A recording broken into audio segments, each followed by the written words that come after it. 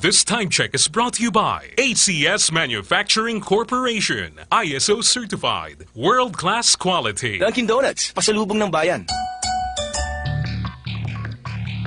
Aksyon Reports, second portion. Di kalidad, kag madalong ng mga analisis sa pinakainit na balita sa bilog na probensya kag nasyon. Aksyon Reports, second portion. Patas kag balanse na komentaryo sa mga issues kag mga balita nga nag-aapekto sa mga pumuluyo sa adlaw-adlaw nga tanan. Aksyon Reports, second portion. Mupot sa veterano kag respetado nga komentarista. Aksyon Fred Salanga. Karon nga adlaw, Martes. Uy, pizza 30 na katapusan nga adlaw sa bulan sang Hunyo tuig 2020. Anano ang mga balita ka mga isyo nga aton talakayon para karon nga adlaw. Unahon ko lang niho. Kaya daw kung hindi ka magdayaw na mamuyayaw kasning pila naton ka mga mamalida nga karon sining panahon bala sang makatalagam nga pagpangigo sa kagaw, may mga proposal pa ya ang pila naton ka mga mamalida nga pang-islan ang ngalan labi nagid ang Ninoy Aquino International Airport. Daw ga planos lang niya islan tabi ni sang paliparang pangdaigdig ng Pilipinas. Sino ang mga maalam nga mga mamalida ang nagadoso sini? Sanday, anak ni Presidente Rodrigo Duterte, Deputy Speaker Paulo Duterte. Opo dia, si Aksyon Party List nga representante, si Eric Yap, kag Marinduque nga representante, Lord Alan Velasco. Siling ni Presidential Spokesperson Harry Roque. Nyati, kinahanglan tayo ni itugyan sa Kongreso bangod nagakinahanglan pa ini sanglaye bag-o mo islan ang ngalan. Wala ya kwestiyon ang islanay sa ngalan. Ang kwestiyon nga kadamo sa problema subong, gasarurot ng aton ekonomiya, wala pa baksin ang COVID-19, mga pangilis ngalan ya, ang ginaskware sa pila naton ka mga mamalida. Nga hindi ta pagtundan ang nga nagapanguna nga problema. Nga hindi ta patagaan talupangod ang ginagutom naton nga mga kauturan. Ano ang medyos posibles nga matagaan ta trabaho, mabuligan ang mga nawadaan trabaho, mapabangon ang ekonomiya sang pungsod. Ang ilisilay ngalan niya sa airport among hagan niya duso do hindi ko kaintindi kung nga amo ining ginaduso nila, hindi ni panahon para iduso ang islan mo yung ngalan, maabot ang chimpon aya para dira kung gusto nyo gid. Prosubo nga chimpo, ginbutang kamuda, nga mamalida, ang ginaduso nyo, islan nga yan sa airport, islan nyo ngalan sa airport nga, ang problema, subo nga ginatubang, hindi maintindihan. Ay daw, hindi ko makaintindi sining pila naton ka mga kauturan. Kahapon ga monitor kita, lingko niya, klaro ini, nga produkto balasang dawla pulos, nga manghagna, nga ipasar. Laban sa pamulitika, laban sa ingabutay. Islen yung ngalan pagkatapos nga magtawhay na ang pungsod Pilipinas. Hindi kay amoning sitwasyon kay natubang ta subong, mga lain-lain amoy ang ginaduso nyo, islan nalan sa airport kag iban pa. Aber, mapustlan ina sa pumuluyo. Ang mga hagna nga mo sini, kadamo sa mga hagna nga makabulig sa aton mga kauturan sa pungsod Pilipinas, ang urat pulos gid. Isla na ngalan. Patapusan nyo na yung problema sa COVID-19. Batakon ta na ekonomiya sa pungsod nga gasarurot, antes naton iduso ining mga walay pulos nga hagna kapag ilis ngalan sa mga airport naton diri sa pungsod Pilipinas.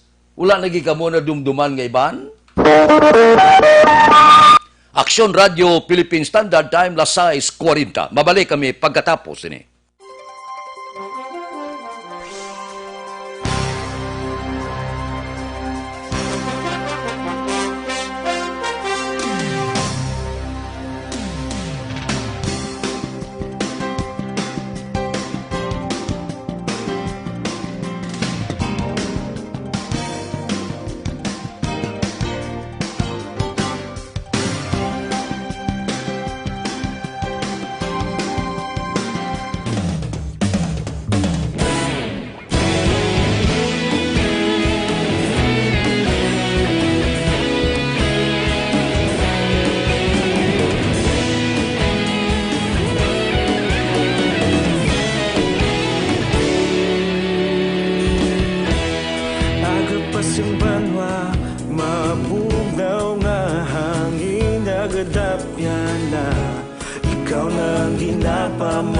Yan namon ginasandigan,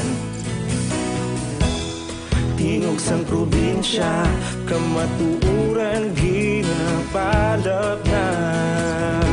Minsay nga may dala, paglaom kag kasanag. Tinuig na nagligan, ikaw gihapon ang ako nga istasyon. Sa pagbudlak sang adlaw, sa pagtuhaw sang biton, mga balita nga dala inspirasyon.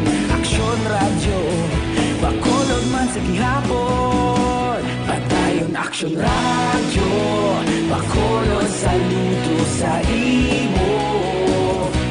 Padayon Aksyon radyo, salamat kisa pagserbisyo. Patas kag balanse, matuod nga mensahe, wala sang hinadang pilihan. Padayon Aksyon radyo.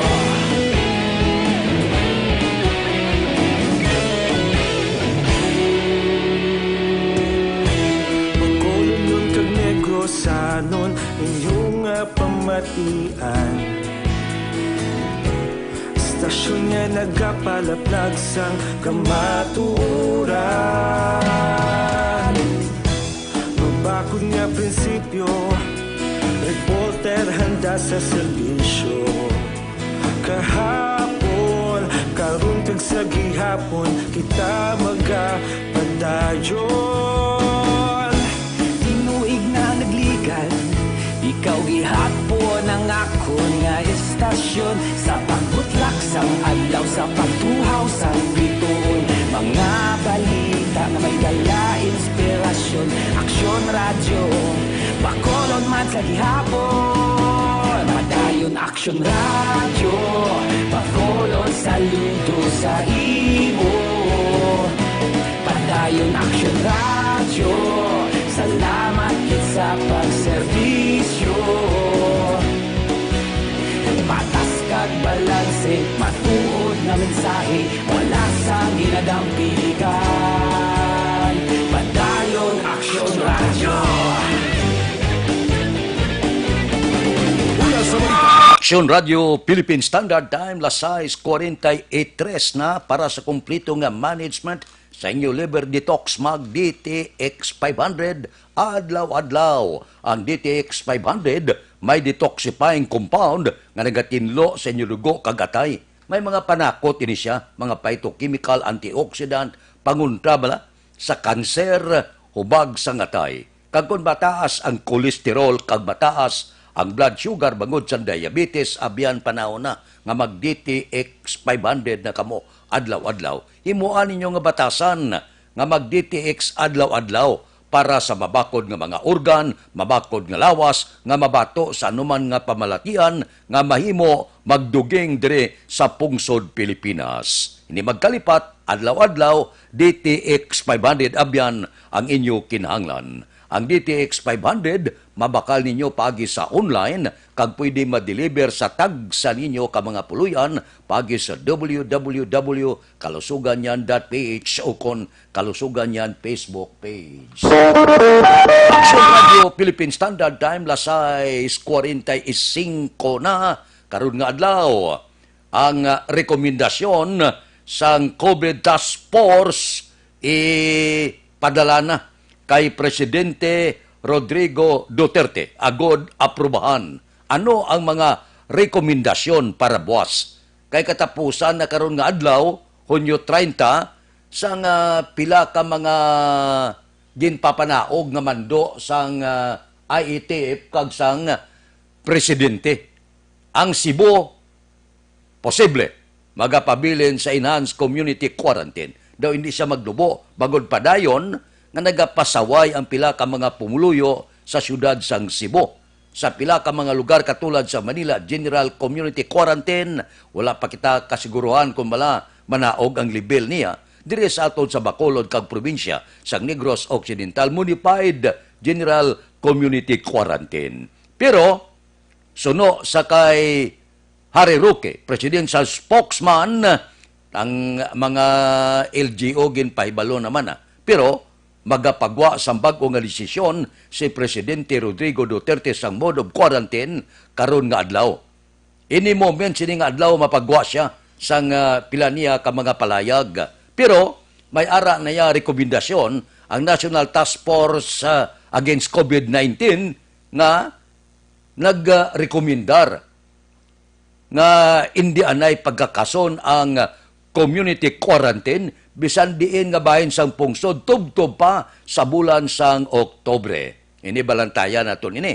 Kay kunya kung tugtan ang rason sang National Task Force Against COVID-19 kung ang i-downgrade mo siya, panubuon mo siya, basi bala, hindi mapunggan ng tao, magagaginuwa, magpinagusto, kag liwat naman na mag-arangkada ang kagaw, hindi kita gusto nga may second wave kita sa COVID-19. So hulaton ta karong adlaw kung ano naman ang mahimo ipalayag ni Presidente Rodrigo Duterte kag among ipatuman sa bilog nga pungsod Pilipinas.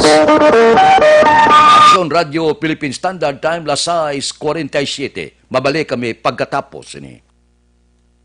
Ang Dr. Alfred's Green Coffee ay non-acidic, kaya pwede...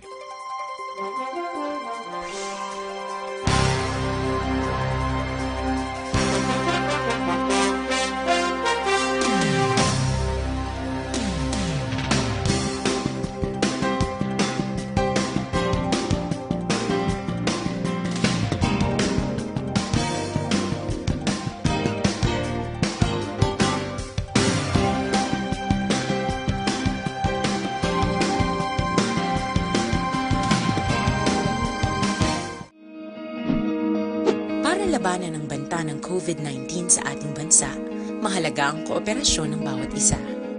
Ang pananatili sa loob ng bahay ay isa sa pinakasimple pero pinaka-epektibong paraan para hindi kumalat ang virus. Kunwari, ikaw ang tuldok na ito. Malusog ka at malakas. Lumabas ka ng bahay. Ang hindi mo alam, may nakasalamuha ka ng may COVID-19. Tandaan, mahirap malaman kung sino ang may virus, pero madali itong maipasa sa iba. Pwedeng naipasa na pala niya ang virus sa iyo nung umubo siya o bumahin. O baka naman ay nahawa na dahil humawa kayo sa parehong bagay na kontaminado. Ngayon ay mayroon ka na ring COVID-19. Isa ka ng carrier na makakahawa sa iba. Dahil maaaring ilang araw pa bago lumitaw ang sintomas na ubo, sipon, hirap sa paghinga at lagnat. Pwede ring wala kang nararamdamang sintomas, ngunit nakakahawa ka pa rin. Pag-uwi mo sa bahay, maaari mong mahawahan ang iyong pamilya. Kasama na rito ang lolo at lola mo o ang mga magulang mo na may edad. Sila ang may pinakamahina na depensa laban sa virus. Ang mga may sakit sa puso, diabetes, high blood, at iba pang pre-existing conditions at mga buntis, mahina ang panlaban sa COVID-19. Kapag na-infect ang taong mahina ang immune system, posibleng magkaroon siya ng malalang karamdaman at kailanganing dalhin sa ospital. Sa patuloy na paglabas ng bahay at pagpunta sa pampublikong lugar, tinatayang maaari kang makahawa ng 3 pang tao at sila makakahawa ng mas marami pang iba. 20% ng mga nahawa ay maaaring maospital at dadami ng dadami ito habang mas kumakalat pa ang virus. Bukod sa dumaraming COVID-19 patients, marami pang ibang may sakit ang nasa mga pagamutan. Ang mga pasyenteng malubhang-malubha na ang karamdaman, hindi na maaasikaso. Wala ring lugar Radio Philippine Standard Time, las 6:50 na padayon ang Federal Lending Corporation kag Metropole Lending Corporation nagapahibalo nga gabaton na sila sang loan application kag loan renewal. Subong man nagaagda sila kung luyag ka mag-loan nga masyado ka nubo sang saka para do hindi ka mabudlayan bala nag-loan ka mga ni kay kinahanglan mong kwarta pero ang pagbayad babudlay kung masyado ka taas ang saka. Diriya sa Federal Lending Corporation masyado ka nubo sang saka. Affordable gid para sa pag-loan mo sa chattel, ATM loan, business loan, salary kag bonus loan, real estate mortgage, car kag truck financing, GSIS, SSS pension loan, agricultural loan, pareho sang crop loans, allotment loan, kag housing loan para sa construction kag renovation. Pamasyar ka mo, Pederlip Lending Corporation, second floor, Carmen Building, Lisares Avenue, Bacolod City. Kontak lang 0922-294-6862 or 0905-438-9450. I-email sila pederlip17@yahoo.com. Facebook, Pederlip Lending Corporation. May mga satellite sila nga opisina sa corner Yungke Dalanguria, La Carlota City. Kontak lang 0908-447-1495. May araman sa Dalan Mabini, Sonpordase, Talisay City. Kontak lang 0947-605-5543. So, ginaliwat, kung masyado kanubo sa saka para sa loan, Pederlip Lending Corporation, ang kaduan, second floor Carmen Building, Lisares Avenue, Bacolod City. Aksyon Radio, Philippine Standard Time, Lasay 52, isyu lokal, maayo ini ho. Kadumdum ka mo, ang hagna nga ginduso ni Congressman Greg Gasataya kag ginaprubahan sang Kongreso sa third kag final reading. Ang House Bill 6731 o kung iniblang hagna nga magapatukod sang tertiary hospital sa syudad. Kahapon, ginpalayag ni Congressman Greg Gasataya nga may 3 ka mga tao nga nagtanyag sa ila propiedad nga posible amo ini patukuran sa Bacolod City General Hospital sa palaabuton. Kag suno sa kongresista, si Senador Miguel Subire, nagpahayag nga i-adapt niya ini pag-abot dito sa Senado. Ano ang nagakadapat nga himon kung may aragin man willing nga magtanyag sa ila propiedad? 2 ka bagay ni. Ang isa, mahimo nga ibaligya. Ikaduha, mahimo nga idonar ang duta. Pero suno kay Congressman Greg Gasataya, bangod daw wala pundo ang Departamento sang Ikaayong Lawas nga ginpain para patinugan sa hospital, ang iya sila niya mas mayugid nga may donasyon. Kung sa bagay, kung magdonar ka sang duta mo, patinugan sang among hospital, ang duta mo nga manubo ang balyo ya, kung magtindog dira ang General Hospital, matilubo-tubo ang negosyo na, mabaligya mo, dako man nga kantidad, ang balor sang imuduta. Ang mga 2 ka hektarya, suno sa congressman daw, ideal na para sa among handom nga magpatindog kita sa aton kaugalingon nga hospital. Amo inate kon buligan nila buwas damlag, pagkatapos nga kinanglano naton ang dugang hospital nga iya gidya sa syudad sa Bacolod, dako ang benepisyo sini para sa Bacolod noon. Kag hindi para sa Bacolod noon ha, sa bilog nga probinsya sang Negros Occidental, kung magluko ang mga gaginutok ang regional hospital, may ara kita katuan nga hospitalya nga paragid sa taga-syudad sa Bacolod. Pag-abot sang tiyempo nga mapasar na ini sa Senado kag pirmahan ni Presidente Rodrigo Duterte, dako ini nga bulig sa syudad sang Bacolod. Nga may ara kita kaugalingon nga hospital. Aksyon Radio, Philippine Standard Time, Lasay 55 na. Mabalik kami pagkatapos ini.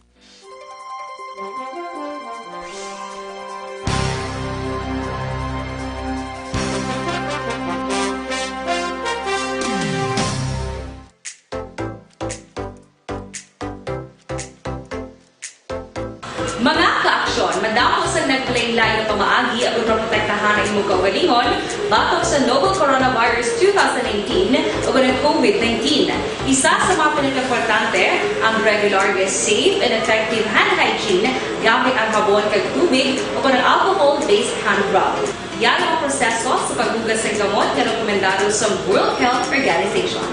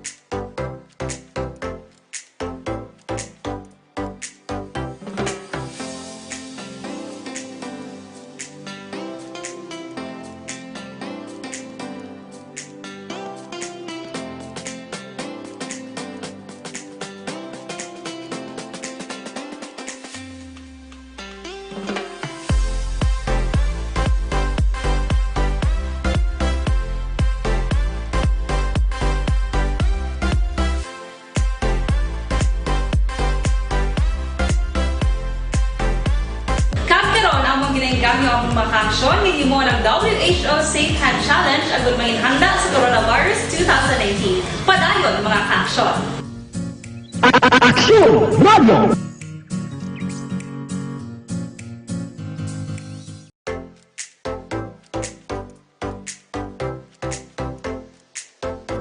Mga ka-aksyon, madamo sa naglaylay na pamaagi at protektahan ang imong kaugalingon batok sa novel coronavirus 2018 o ng COVID-19. Isa sa mga pinaka-importante ang regular, safe, and effective hand hygiene gamit ang habon kag tubig o ng alcohol-based hand rub. Yan ang proseso sa paghugas ng gamot na rekomendado sa World Health Organization.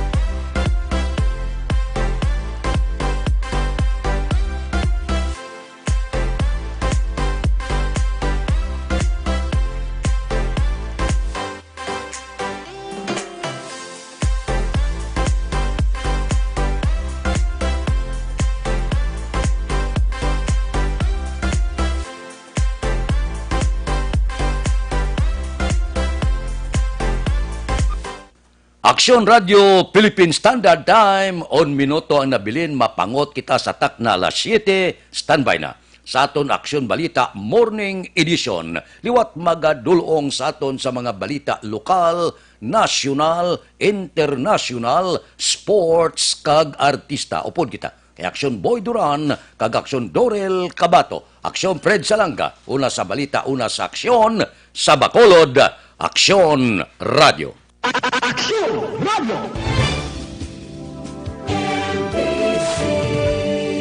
Manila Broadcasting Company.